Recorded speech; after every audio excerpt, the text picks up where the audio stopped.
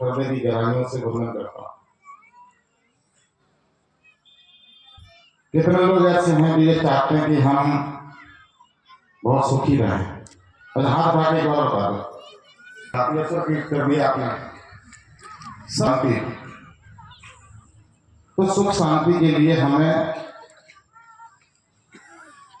तमाम चीजें आपको बताई गई होंगी।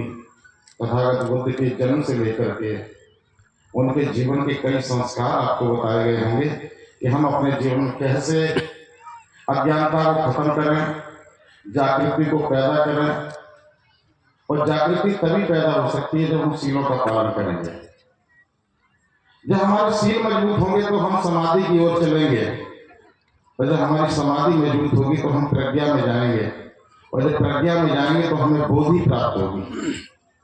इसलिए बार बार एक संसर्ग चल रहा था कि ध्यान पर तमाम जोर दिया जा रहा था। क्यों? क्योंकि हमें बचपन से ही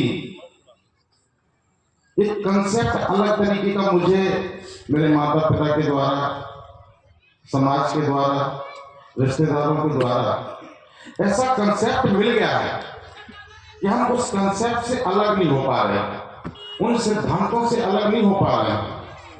लेकिन जिस सच्चाई के साथ आप जुड़ने यहाँ आए हैं, और जब सच्चाई को आप जान पाएंगे कि बुद्धं शरणं गच्छामि, नाम ही बुद्ध से है कि जो चीज हम सोचते हैं जैसा है, हम वैसा देखने का प्रयास जब करने लगते हैं तो निश्चित तौर पे हमारे जीवन में बदलाव आने लगता है। और जब तक हम इधर उधर की बातें करते हैं, मनुष्य के पास 4 तरीके के विचार रहते हैं: सकारात्मक विचार, नकारात्मक विचार, आवश्यक विचार और व्यर्थ के विचार। जब हम सकारात्मक ऊर्जा के साथ किसी भी काम में पूरा ध्यान लगा देते हैं तो वो मेरा कार्य सफल होता है। और अक्सर करके हम कर क्या रहे हैं, जीवन की इस भाग दौड़ में हमारे पास समय नहीं है, जबकि आपको अपने लिए समय ही समय निकालना चाहिए। क्योंकि आप ही तो चाहते हैं कि मेरा जीवन आनंदित हो। किसके लिए जी रहे हो, क्या कर रहे हो, हम किसका बड़ा भाग कर रहे हैं? इसलिए जीवन में जो हमें अपने आप के लिए सोचना है तो सबसे पहले हम सकारात्मक ऊर्जा के साथ जुड़ना चाहिए। और जब हम सकारात्मक ऊर्जा के साथ जुड़ते हैं तब आपसे सकारात्मक कार्य होते हैं। मैंने कई जगह कार्यक्रम देखे भी हैं, कराए भी हैं, लगातार कोशिश भी रहती है कि हमारे जीवन में ऐसे संकल्पित होके जाए यहाँ से कि जो अज्ञानता से भरे हुए आए तो यहाँ से ज्ञान के सागर में डूब करके जाए, कि हम एक सही मार्ग को पकड़ करके। आपने देखा होगा तमाम जगह मेडिकल कॉलेज होते हैं, और जब मेडिकल कॉलेज होते हैं तो क्या सब में उल्टी होती है? ऑपरेशन थिएटर नहीं होता। ऑपरेशन थिएटर तो किसी निश्चित जगह बनाया जाता है, और जहां पर आपके ऑपरेशन हो जाता है, आदमी ठीक हो जाता है। उसी तरीके से आपके जीवन के, आपके मन का ये ऑपरेशन थिएटर है, ये ओटी है। अब तुम कितना समझ पाते हो उस ओटी में, यहां से अच्छे होके जाना, क्योंकि आपके यहाँ मन का ऑपरेशन हो रहा है। और जब आपका मन ठीक हो जाएगा तो बहुत सारी चीजें आपके जीवन में अपने आप ठीक हो जाएंगी। बताओ कितने लोग मन ठीक करने आए? सब लोग मन ठीक करने आए। तो जो मन से है, आदमी कहता नहीं है मन जाता है तो जान दो, मन जाता है तो जान दो, गहे शरीर को राख, उतरा तीर कमान से, तीर की क्या होता है? जो कुछ भी कराता है हमारे मन में, हमारे शरीर में 5 कर्मेंद्रियां और 5 ही ज्ञानेंद्रियां, 10 हमें 5 ज्ञान करा देती हैं और 5 हमसे कर्म कराती हैं।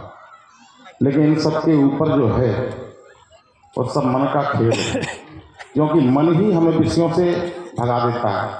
इस शरीर का जो रथ है, रथ के घोड़े हैं, वो मन है, और मन हमें कहाँ ले जाता है? विषयों की ओर भगा देता है। जब हम विषयों को छोड़ देते हैं, विषय हमारे क्या हैं?